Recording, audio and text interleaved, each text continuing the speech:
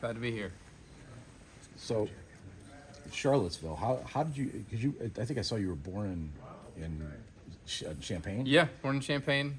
Yep, and then made it to Charlottesville. My folks worked at the University of Virginia in the medical center there, and so grew up my whole life there, and then on to Chapel Hill from there. What is it about the Big Ten right now that makes it such an attractive draw, not just to you, but for a lot of people changing roles in athletics? Yeah, it's. I think anytime you go through dynamic change, being part of a great, strong league is important, and you've got to have a great dynamic leader. And Tony Petitti is that as our commissioner, and just the strength of the brands in this league. Between all of the different brands across the country that represent the Big Ten, we're in such a great position to navigate that change. Can you outline what your first role is when you get back here in 2 weeks? Like your first priority? My first priority is to listen, to ask a bunch of questions. So I'll meet with all of our head coaches, I'll meet with all of our staff, and then I'll hit the road. I don't sit still well, and so I'll be on the road to meet with donors and supporters, our trustees, and I'll learn a lot, and that's I think it's the most important thing, particularly when you start one of these new opportunities. This is an incredible place. It's an incredible place with great tradition and history, and my job one is to learn all of that. You come from some warm weather climes. Yes. Did you have to tell your family that spring hasn't arrived yet since June 4th? You know what? It was 85 when we hit the tarmac yesterday, so we're doing great. It's not the norm. Thanks for bringing it. Yeah, glad to bring it, yeah. I'm wondering, when you took the call from Kevin, Yeah. first of all, what did you know about Michigan State at that point, and what were maybe some of the first things you, as job candidate, Sure. that you wanted to find out? There's a whole list of things you want to know, right? Some will talk about, some won't. But I think at the end of the day, the brand, the place, the history, learn about the town, right? East Lansing is just a great college town that we've learned a lot about in the last kind of couple of weeks here. But a lot of it came down to leadership, and I've gotten to know President Guskowitz over years. As the president of his former institution, he certainly knows what high-level intercollegiate athletics looks like at a championship level, and I have full faith and trust in him. And so when he made that call through the search firm, it was one of those, absolutely, and so certainly can tell you that there's lots more to learn, but it's a heck of a starting place. You have a lot of experience, but you didn't become a full-time AD until about 3 years ago. Did it correct. help that you came in and about when all these changes were starting to take place and you weren't somebody that, had been rooted in the old way? I'll just say that taking this new changes in stride and finding the opportunity in those changes is probably the most important part of my job right now. And all of our colleagues across the country, right?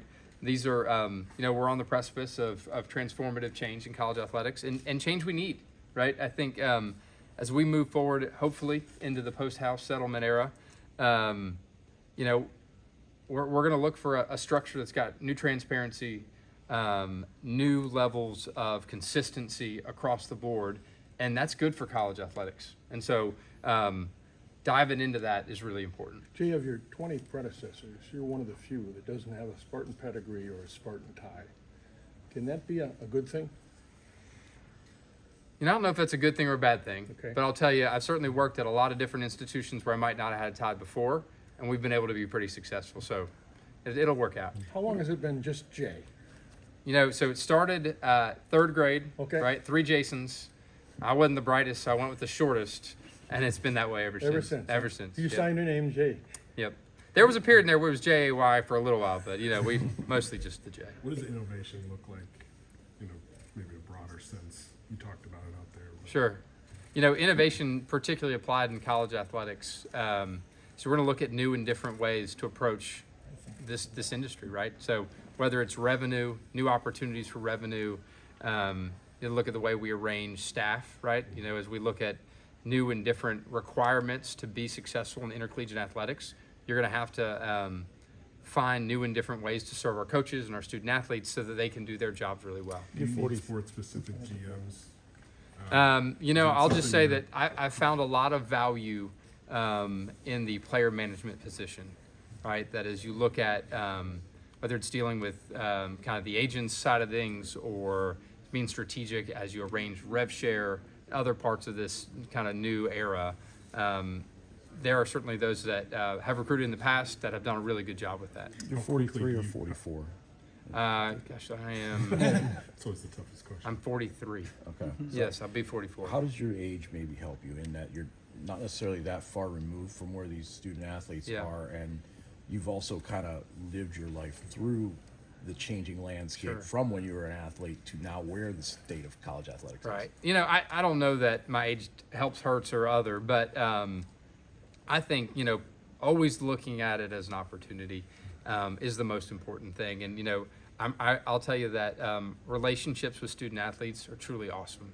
I've said a lot of times, and it's real, you'll probably catch me doing this. If you ever have a bad day in college athletics, you haven't gotten out of your office. And so you'll probably catch me, if I've had a long day or I've been staring at a Zoom screen, I'll go find a practice. And it's my favorite way to reconnect with the mission, which is opportunities and impact, right? And I'll go sit in the corner of a field hockey practice and won't tell anybody I'm there, and I'll just get to watch practice, and it's awesome. So, yeah, if you catch me just being the guy in the corner watching a basketball practice or whatever it might be, that's what I'm doing. You mentioned over at the podium, the football being top of the pyramid. I'm wondering what sort of things you'll look at a program to say, this is healthy, maybe this needs some help. You know, what sort of criteria things do you look at, obviously being around some successful ones, to know that things are going in the right direction or not? You know, you've just got to look at all of it, right? You know, whether it's from really, you know, looking at, and really my job is to support our coaches.